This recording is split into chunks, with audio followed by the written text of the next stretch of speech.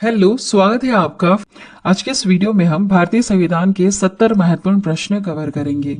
अगर आप किसी भी कॉम्पिटिटिव एग्जाम की तैयारी करते हैं तो आपसे रिक्वेस्ट है, इस वीडियो का पूरा देखकर जरूर जाइएगा। आपके हर एग्जाम के लिए बहुत ही ज्यादा यूजफुल यह वीडियो है। लास्ट में क्वेश्चन पूछा है मैंने आप सभी लोगों से, जिसका आंसर आपको कमेंट करके बताना है। तो चलिए शुरू करते हैं फर्स्ट क्वेश्चन से। फर्स्ट क्वेश्चन है, संविधान सभा द्वारा अंतिम रूप से पारित संविधान में कुल कितने अनुच्छेद और अनुसूचियां थी? आंसर होगा ऑप्शन सी वाला, 395 अनुच्छेद और 8 अनुसूचियां थी। नेक्स्ट क्वेश्चन है, संपूर्ण भारतीय संविधान के निर्माण में संविधान सभा को कितना समय लगा? इसका करेक्ट आंसर होगा ऑप्शन बी वाला, 2 वर्ष 11 महीने और 18 दिन का समय लगा है। नेक्स्ट क्वेश्चन है, भारत का संविधान कब लागू हुआ था? भारत का संविधान लागू हुआ था 26 जनवरी 1950 को। भारत का संविधान कब लागू हुआ था? 26 जनवरी 1950 को लागू हुआ था। इसलिए हम 26 जनवरी को गणतंत्र दिवस मनाते हैं। नेक्स्ट क्वेश्चन है, भारतीय संविधान सभा की स्थापना कब हुई थी? इसकी स्थापना हुई थी 9 दिसंबर को। 9 दिसंबर को स्थापना हो गई थी, 9 दिसंबर 1946 को। नेक्स्ट क्वेश्चन देखिएगा, संविधान सभा के उद्घाटन अधिवेशन की अध्यक्षता किसने की थी? आंसर होगा ऑप्शन बी वाला, सच्चिदानंद सिन्हा ने इसकी अध्यक्षता की थी। नेक्स्ट क्वेश्चन है, संविधान सभा के अस्थायी अध्यक्ष कौन थे? अस्थायी अध्यक्ष थे सच्चिदानंद सिन्हा। अगर आपसे पूछा जाए कि स्थायी सदस्य कौन थे, तो आंसर क्या होगा? आंसर होगा डॉक्टर राजेंद्र प्रसाद। देखिए, संविधान सभा के स्थायी सदस्य कौन थे? स्थायी सदस्य थे डॉक्टर राजेंद्र प्रसाद, जो देश के पहले राष्ट्रपति हैं। है ना, ध्यान से सुनिएगा। अस्थायी अध्यक्ष कौन है? सच्चिदानंद सिन्हा है। और स्थायी सदस्य कौन है? Doctor Rajendra Prasad. Next question है, संविधान सभा के संवैधानिक सलाहकार कौन थे? आंसर होगा ऑप्शन डी वाला, वेनेगल नरसिंह राव रहे हैं संविधान सभा के संवैधानिक सलाहकार। नेक्स्ट क्वेश्चन है, नीति आयोग का अध्यक्ष कौन होता है? नीति आयोग के अध्यक्ष देश के प्रधानमंत्री होते हैं। आंसर होगा ऑप्शन ए वाला। नेक्स्ट क्वेश्चन है, भारतीय संविधान सभा की प्रारूप समिति के अध्यक्ष कौन थे? करेक्ट आंसर होगा ऑप्शन सी वाला, डॉक्टर भीमराव अंबेडकर प्रारूप समिति के अध्यक्ष थे। नेक्स्ट क्वेश्चन है, किसी राज्य विधानसभा के सदस्यों की न्यूनतम संख्या कितनी हो सकती है? कम से कम 60 सदस्य उसमें हो सकते हैं। नेक्स्ट क्वेश्चन है, भारत के उच्चतम न्यायालय की प्रथम महिला न्यायाधीश कौन थी? आंसर होगा ऑप्शन बी वाला, एम फातिमा बीबी थी उच्चतम न्यायालय की प्रथम महिला न्यायाधीश। नेक्स्ट क्वेश्चन, ईवीएम का फुल फॉर्म क्या है? इसमें आंसर क्या होगा? इसमें से करेक्ट आंसर होगा ऑप्शन डी वाला, इलेक्ट्रॉनिक वोटिंग मशीन है ईवीएम का full form, electronic voting machine. Next है, भारतीय संविधान सभा में महिला सदस्यों की कुल संख्या कितनी थी? कुल संख्या 15 थी। आंसर ऑप्शन डी वाला। नेक्स्ट क्वेश्चन, भारतीय संविधान के किस भाग को उसकी आत्मा कहा जाता है? इसमें से करेक्ट आंसर क्या होगा? करेक्ट आंसर होगा ऑप्शन ए वाला, प्रस्तावना। प्रस्तावना को भारतीय संविधान की आत्मा कहा जाता है। नेक्स्ट क्वेश्चन की तरफ बढ़ेंगे, भारत देश एक क्या है? इसमें से आंसर होगा ऑप्शन ए वाला, धर्मनिरपेक्ष राष्ट्र है। धर्मनिरपेक्ष राष्ट्र है, भारत देश का कोई धर्म नहीं है और जितने भी धर्म है वो सब एक समान है। इसका अर्थ यह होता है। नेक्स्ट क्वेश्चन है, भारत का संविधान पूर्ण रूप से तैयार हुआ था, पूरी तरह से कब तैयार हो गया था? तो यह 26 नवंबर को ही तैयार हो गया था, 1949 में 26 नवंबर 1949 में ही संविधान बनके तैयार हुआ। लेकिन पूरी तरह से इसको लागू कब किया गया था? 26 जनवरी 1950 को लागू किया गया था। इस डेट को चुना गया था, 26 जनवरी डेट को चुना गया था 1950 में, इसे लागू किया गया। लेकिन बनकर के तैयार हो चुका था उस समय। ठीक है, 26 नवंबर को ही, एक साल पहले ही बनके तैयार हो गया था, 26 नवंबर के। चलिए नेक्स्ट है, विश्व का सबसे बड़ा लिखित एवं सर्वाधिक व्यापक संविधान किस देश का है? सबसे बड़ा संविधान किसका है? हमारे भारत देश का है। हमारे भारत देश का जो संविधान है, ये हमने बहुत सारे देशों से लेकर बनाया हुआ है। मतलब बहुत सारे टॉपिक है हमारे भारतीय संविधान में, जैसे संविधान के अनुच्छेद हैं, इसमें राजनीति निर्देशक तत्व है, मौलिक अधिकार हैं, बहुत सारी चीजें हैं। तो ये हमने बहुत सारे देशों से ले लेकर बनाई है।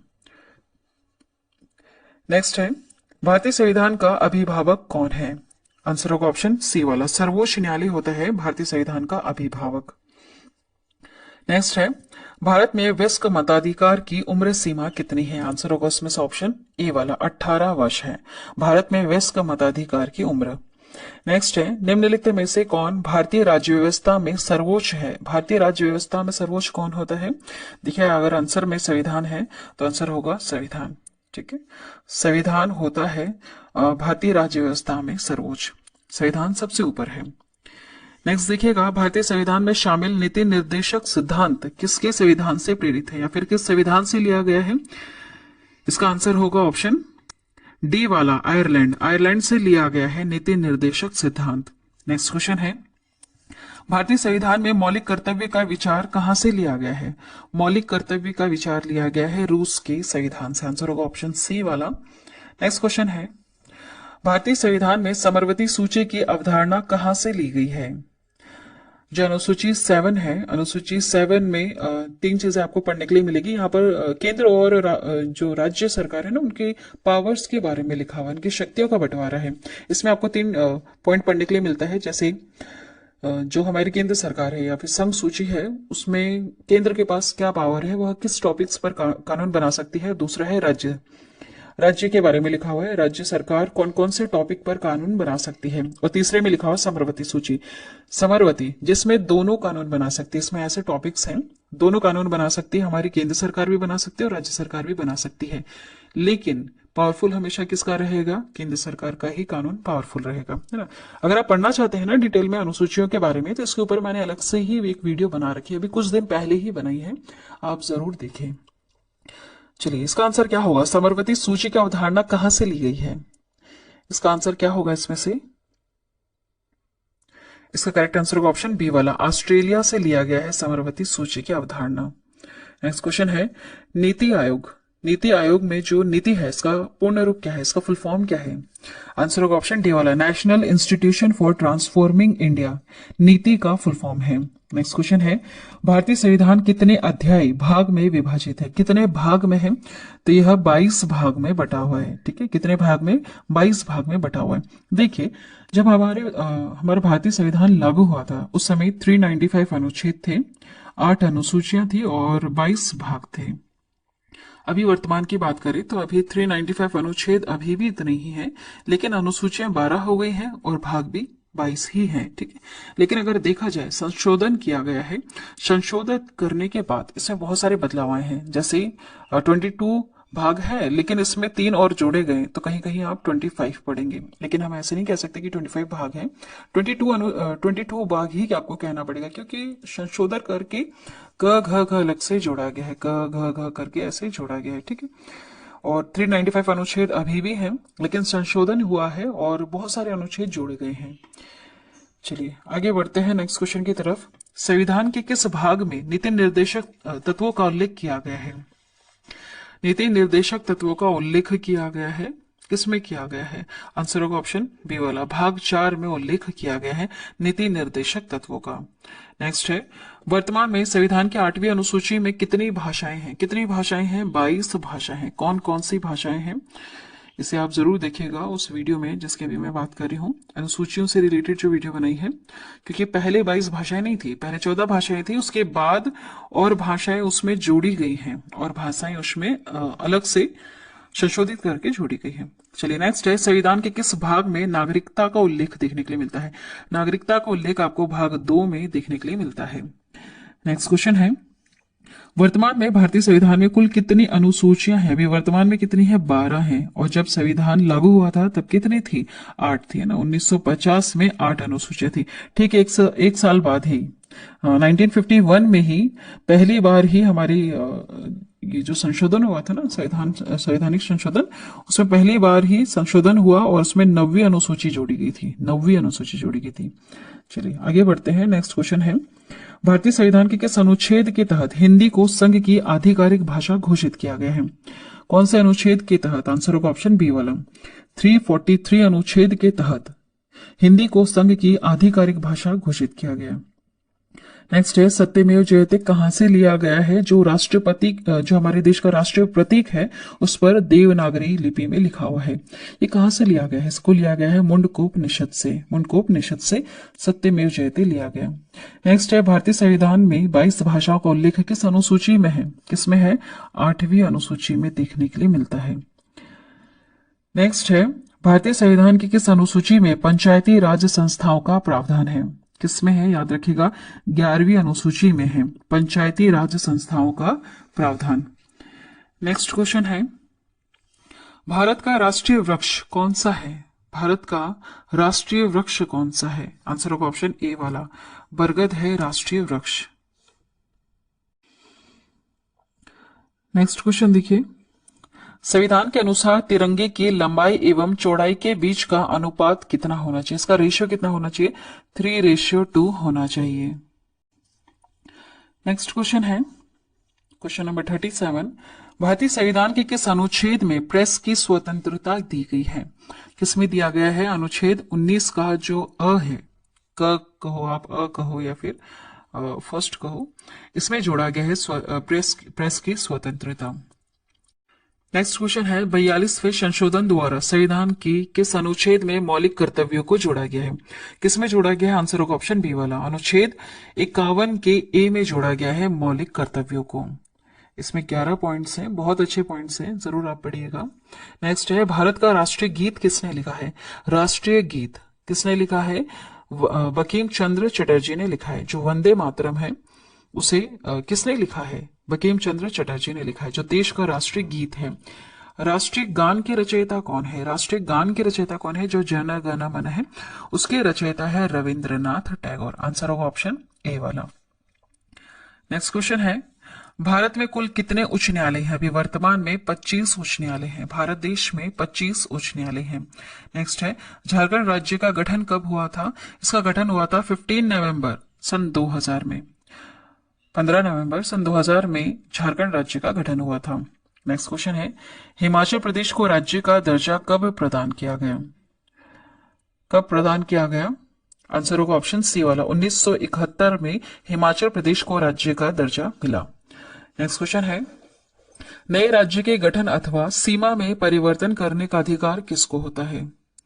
किसके पास है? जैसे आंध्र प्रदेश से तेलंगाना अलग हुआ और दोनों राज्यों को अलग अलग नाम मिला है, तो ऐसा करने की पावर किसके पास होती है? यह अधिकार किसके पास होता है? हमारे संसद के पास पावर होता है। प्रधानमंत्री या मंत्रिमंडल या राष्ट्रपति के पास पावर नहीं है, संसद के पास पावर है। और वैसे संसद में ये सारे लोग होते ही हैं, लेकिन सब मिल करके इस चीज पर डिसीजन लेते हैं।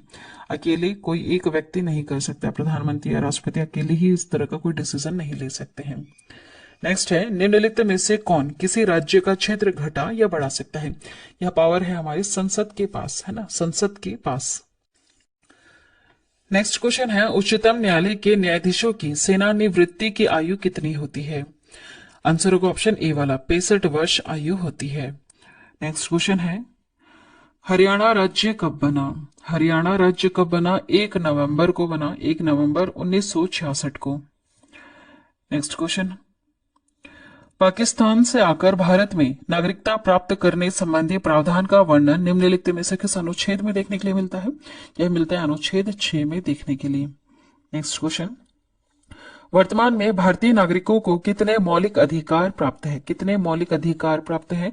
6 मौलिक अधिकार प्राप्त हैं।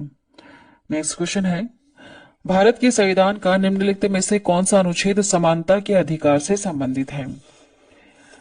इसमें से आंसर होगा ऑप्शन सी वाला, 14 से लेकर 18 अनुच्छेद में समानता के अधिकार के बारे में प्रावधान है। नेक्स्ट क्वेश्चन है संपत्ति का अधिकार क्या है? क्या यह मौलिक अधिकार है या फिर कानूनी अधिकार है? इसमें से आंसर होगा ऑप्शन डी वाला, कानूनी अधिकार। देखिए पहले मौलिक अधिकार हुआ करता था, लेकिन बाद में इसे यहां से हटा करके कानूनी अधिकार की श्रेणी में डाल दिया गया।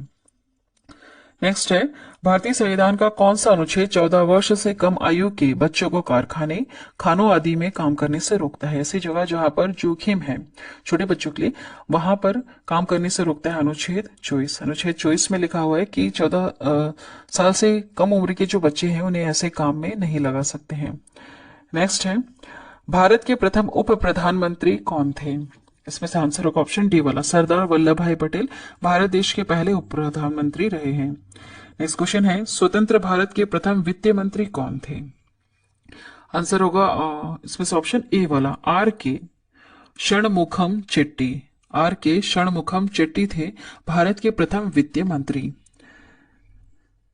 नेक्स्ट है, भारत के प्रधानमंत्री के रूप में इनमें से किसका कार्यकाल सबसे कम रहा है? यह सारे प्रधानमंत्री रहे हैं देश के, लेकिन सबसे कम कार्यकाल किनका रहा है? चौधरी चरण सिंह का रहा है।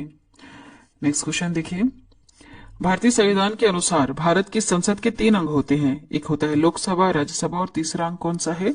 राष्ट्रपति है। देश के राष्ट्रपति होते हैं। ठीक है, देश के राष्ट्रपति। देखिए आंसर में तो लिखा ही हुआ है लोकसभा राज्यसभा, तो लिखा ही हुआ है ना, तो आंसर होगा आपका यहाँ पर ऑप्शन। ठीक है, आप समझ गए होंगे वैसे आंसर इसका। भारत की जो संसद है इसके 3 अंग होते हैं, एक लोकसभा है, दूसरा राज्यसभा और तीसरा होता है हमारे देश के राष्ट्रपति। ठीक है, आंसर दोनों सही है वैसे यहाँ पर। ठीक है, लेकिन आप समझ गए होंगे कहने का क्या मतलब है। चलिए नेक्स्ट है, संसद के 2 अधिवेशनों के बीच अधिकतम कितना अंतराल दिया गया है? आंसर होगा ऑप्शन सी वाला, 6 महीने का अंतराल हो सकता है, इससे ज्यादा नहीं होना चाहिए 2 अधिवेशनों के बीच में अधिकतम अंतराल।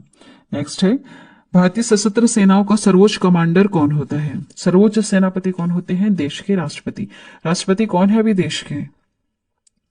देश के राष्ट्रपति कौन है अभी? श्रीमती द्रौपदी मुर्मू है, और प्रधानमंत्री हैं नरेंद्र मोदी जी। चलिए नेक्स्ट है, भारत के राष्ट्रपति निर्वाचित होने के पात्र बनने के लिए किसी व्यक्ति की आयु कितनी होनी चाहिए? कितनी होनी चाहिए? आंसर होगा ऑप्शन डी वाला, 35 वर्ष होनी चाहिए। नेक्स्ट क्वेश्चन है, एक व्यक्ति राष्ट्रपति पद के लिए अधिकतम कितनी बार निर्वाचित हो सकता है? कितनी बार? कोई सीमा नहीं, एक व्यक्ति कितनी भी बार इस पद के लिए खड़ा हो सकता है। बस कुछ योग्यताएं हैं, उन्हें फुलफिल करना चाहिए। बाकी कितनी भी बार आप निर्वाचित होने के लिए, मतलब कितनी भी बार यहाँ पर इस पद के लिए आप खड़ा हो सकते हैं ना। नेक्स्ट है, भारत के राष्ट्रपति का चुनाव कितने वर्षों के लिए होता है? कितने वर्षों के लिए किया जाता है इनका चुनाव? आंसर होगा ऑप्शन बी वाला, 5 वर्ष के लिए देश के राष्ट्रपति का चुनाव होता है। नेक्स्ट है, राष्ट्रपति को कैसे हटाया जा सकता है ना, राष्ट्रपति को कैसे हटाया जा सकता है, क्या प्रोसेस होती है, उसे कहते हैं महाभियोग। ठीक है, कोई कानूनी कार्रवाई, संविधान संशोधन या फिर अविश्वास प्रस्ताव, ये सब ऐसा नहीं होती प्रोसेस, इसे कहते हैं महाभियोग। महाभियोग द्वारा राष्ट्रपति को पद से हटाया जा सकता है। नेक्स्ट है, राष्ट्रपति पर महाभियोग की प्रक्रिया किस देश के संविधान से ली गई है? अब यह प्रक्रिया हमने अमेरिका जो देश है वहां से लिया है इस प्रक्रिया को। मतलब अमेरिका के देश में जैसे राष्ट्रपति को हटाते हैं ना, जो प्रोसेस लगती है, उस प्रोसेस को हमने हमारे भारतीय संविधान में जोड़ रखा है कि अगर कभी जरूरत पड़ी राष्ट्रपति को पद से हटाने के लिए तो इस प्रोसेस का यूज किया जाएगा। नेक्स्ट है, यदि भारत के राष्ट्रपति त्यागपत्र देना चाहते हैं तो वह अपना त्यागपत्र किसको देंगे? किसको देंगे? वो देश के उपराष्ट्रपति को देंगे, देश के उपराष्ट्रपति को अपना त्यागपत्र देंगे। नेक्स्ट क्वेश्चन है,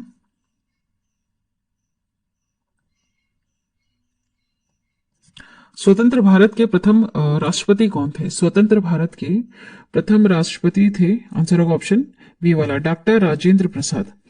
स्वतंत्र भारत की पहले राष्ट्रपति कौन रहे हैं? डॉक्टर राजेंद्र प्रसाद रहे हैं। नेक्स्ट है, संसद के सदनों को बुलाने की शक्ति किसके पास होती है? यह पावर होती है देश के राष्ट्रपति के पास, क्योंकि संसद के तो 3 अंग है, राष्ट्रपति, राज्यसभा और लोकसभा। नेक्स्ट देखिएगा, भारत के प्रथम उपराष्ट्रपति कौन थे? भारत देश के प्रथम उपराष्ट्रपति रहे हैं डॉक्टर एस राधाकृष्णन, आंसर होगा ऑप्शन ए वाला। नेक्स्ट क्वेश्चन है, राज्यसभा के सदस्यों के लिए न्यूनतम आयु कितनी होनी चाहिए? न्यूनतम आयु 30 वर्ष होनी चाहिए। राज्यसभा के सदस्यों के लिए न्यूनतम आयु 30 वर्ष होना चाहिए। नेक्स्ट क्वेश्चन, राज्यसभा के सदस्यों का कार्यकाल कितने वर्ष का होता है? राज्यसभा के सदस्यों का कार्यकाल 6 वर्ष का होता है। ठीक है, कितने वर्ष का होता है? 6 वर्ष का इनका कार्यकाल होता है। नेक्स्ट है, वर्तमान समय में राज्यसभा के सदस्यों की प्रभावी संख्या कितनी है? प्रभावी संख्या है 245। कितनी संख्या है? 245 है। नेक्स्ट है, राज्यसभा के लिए राष्ट्रपति द्वारा कितने सदस्य नामित किए जाते हैं? कितने सदस्यों को नामित किया जाता है? 12 सदस्यों को नामित किया जाता है।